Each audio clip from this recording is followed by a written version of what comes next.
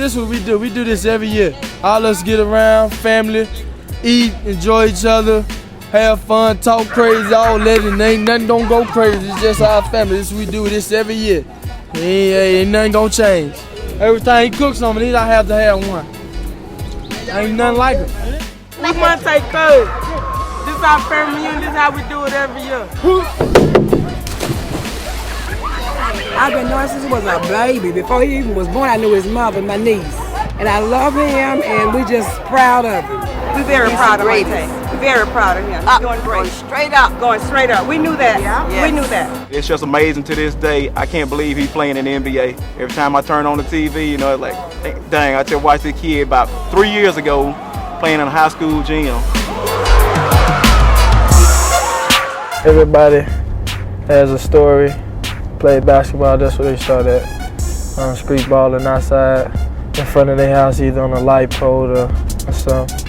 Being almost like 100 degrees, playing street ball, falling and sweating and have cuts and bruises on you and it sting a little bit. Can't do nothing but get tough off that.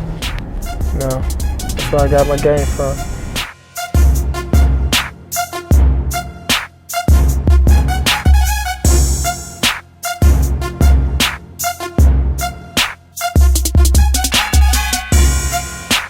This where it started right here in my grandparents' house.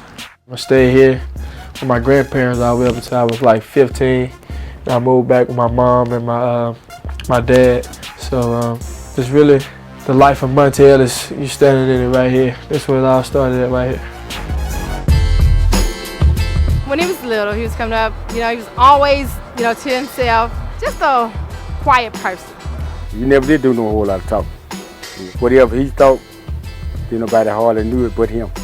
When dark would come, he would go and say, Mama, I'm going out to shoot ball for a few minutes. I said, well, okay, you go ahead on, Monta. I said, I'll go out and leave from the house. And he would say, okay, Mama, he'll go out and shoot about 11 o'clock. And I say, it's time for you to come in. I'm coming in a minute, Mama.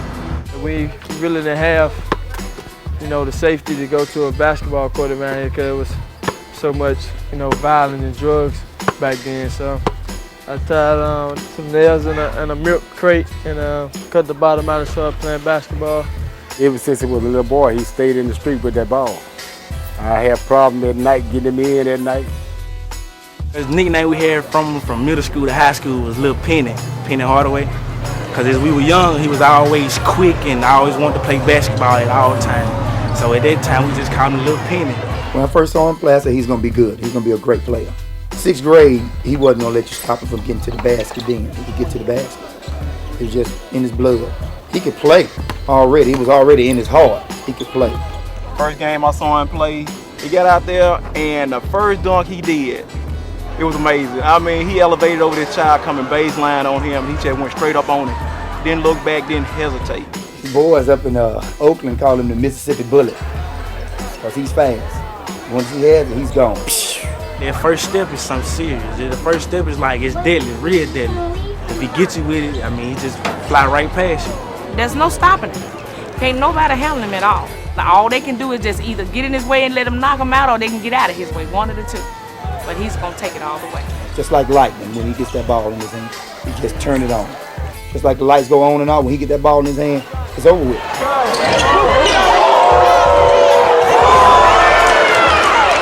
Senior year, he was just unconscious. Point-wise, 40, 50, 60, 72 points a game.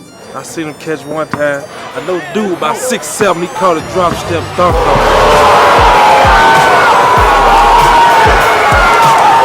Boom! The gym just went crazy. Magic all over the gym. I couldn't do them a look. That's the night he scored 70, 73, 72, somewhere up in there. He had his high against Greenwood. Before the game, my brother-in-law and them were talking to him. Oh, Monta, you ain't gonna get 65 tonight, because that's what he scored the first time here in Jackson when we played Greenwood. Yeah, this is the game where I had 65 points against Greenwood. In the old record, then my record. I broke it. You ain't gonna get 65 tonight. You might get 17, Monta said, which quarter? And at halftime, he had 23. He came out, next thing you know, he had 26, 29, 31, 40. One step cross half court. Boom, number net. 2 step cross half court. He scored 30 of the last 40 points in the fourth quarter. He scored more than another team. He had more than another team had. Coach took him out. They gave him a standing ovation. Everybody was clapping. It was just unbelievable. You couldn't believe it.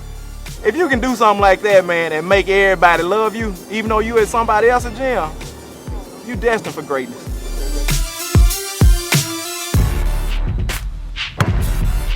When I was coming up, I made a goal for myself to come in the NBA at high school.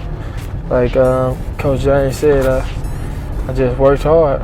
A lot of people might have had a doubt, but I don't think he ever had a doubt that he wasn't going to make it because he put forward the effort. Coming in the league, they didn't think much of him. They didn't think much that he was going to do that much because the simple fact he was coming out of high school. He was young. You know, we're here in Mississippi. When you're not used to anything, then, you know, people will say things. So, but I just tell him, keep your head up, do what you do. You got to do what you got to do. Doing the do, baby, all day long. I just worked hard and it paid off. And now got most improved in the NBA, and it came off hard work. I knew he was capable of doing it because that's Monta. When he put his mind out to do it, he's going to do whatever. And I feel good to, you know, prove a lot of people wrong. You know, everybody's always keeping that eye on him, though. We ain't going to let him get out of hand. Nobody's going to let him get out of hand. He ain't going to grow up to be something like some of these knuckleheads, you know, start making a lot of money and, you know, forget where you come from. I told him one thing I want you to do is when you make it to where you are, I want you to come back and do for where you come from. Nothing gonna change. I'm always gonna be the same person because I know what I came from. He really inspired the kid, and that's the thing that I like about it because, you know, the ones that had doubts about they couldn't do this, now that they see he done went on and made it, it makes them feel real good.